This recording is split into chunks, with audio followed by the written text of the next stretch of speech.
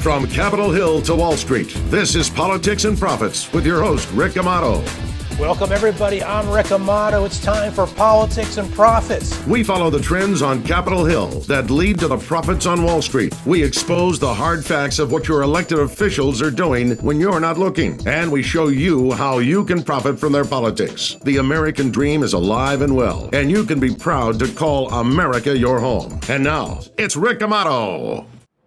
Broadcasting live from Liberatory CPA Studios, I'm Dr. Brian Alman, guest hosting for Rick Amato. And my first guest is a close friend and a close colleague, Dr. Vincent Felitti. And Dr. Felitti is a retired internist at Kaiser Permanente, clinical professor of medicine, University of California, president of California Institute of Preventive Medicine. So I want to thank you very much for joining me today. You're welcome. Thank you. And one of the most important points is that most people, probably the people that need to know the most, don't even know what the ACE study is. So there are millions of people, not just in the United States, but all around the world, that have an ACE score, but they don't even know what an ACE score is.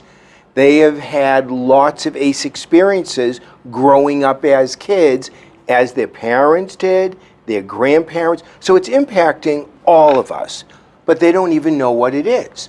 So I want you, the co-principal investigator with Rob Anda, to tell us, what is the ACE study, how did it begin, and why is it important to all of us? Well, the ACE study, ACE refers to adverse childhood experiences, and it was an outgrowth of our discovering at Kaiser Permanente in the early to mid 80s in an obesity program there that for many people, totally unexpectedly, major weight loss, and I'm talking losing 75, 100, 200 pounds of weight, which we were doing with a new approach at the time, was actually threatening. And we had a fairly high dropout rate, limited to people who were successfully losing weight, and they would often quickly regain all of the weight. You know, what's going on? Right. We're doing what people say they want us to help them do, and and they're fleeing. And in pursuing that, we discovered that what is commonly perceived as the problem was for many people a solution, an unconscious solution to problems that we typically knew nothing about. And the opening understanding of this centered on childhood sexual abuse, which we had never really considered to be a serious problem. In fact, it is a totally unrecognized, very common problem. And in a large study in our obesity program, 55% of the adults in the obesity program acknowledged a history of contact childhood sexual abuse. I mean, this, believe me, took months to, check and ultimately realize was valid, but people didn't want to know about it. And because they felt so damaged and, bad because of these experiences, people often ate to feel better. As in, sit down, have something to eat, feel better. And then they discovered, eating a lot, that as they put on weight, this reduced sexual attraction, and hence was protective. I mean, I remember in the early days talking with a woman going through her life year by year. We get to age 21 and she tells me that at 21 she was raped, and in the year later gained 105 pounds. And she looks down at the carpet and mutters to herself, overweight is overlooked, and that's the way I need to be.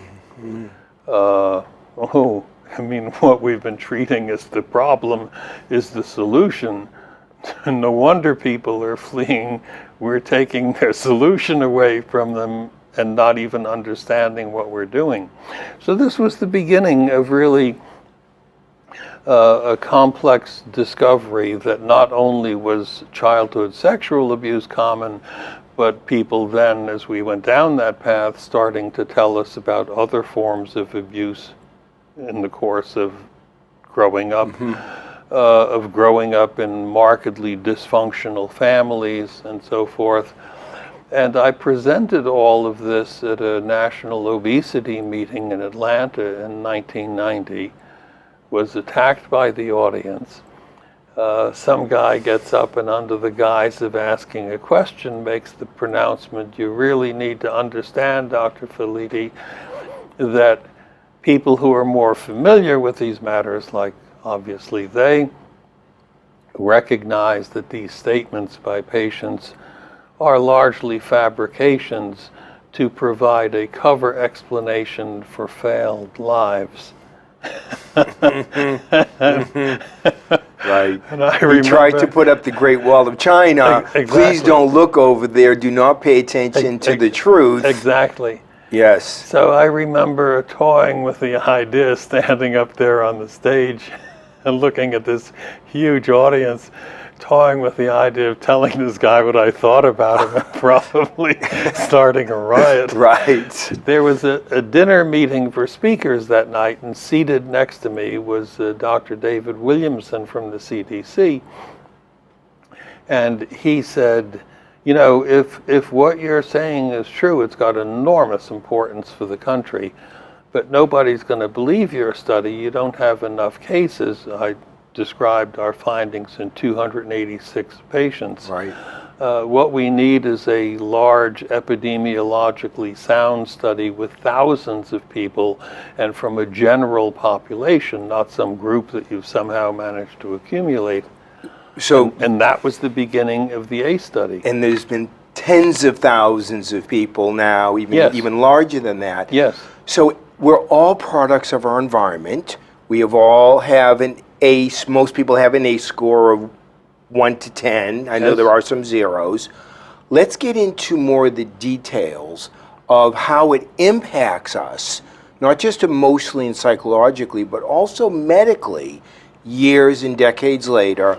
Right when we come from back from the break, we're going to continue this, so you'll find out what your ACE score is and how it may be impacting you and how it impacts all of us and all of our families. Politics and Profits with Rick Amato is brought to you by Liberatory Accounting, the IRS problem solvers. To find out how Liberatory Accounting can help you, call 877-6-SOLVER. That's 877-6-SOLVER.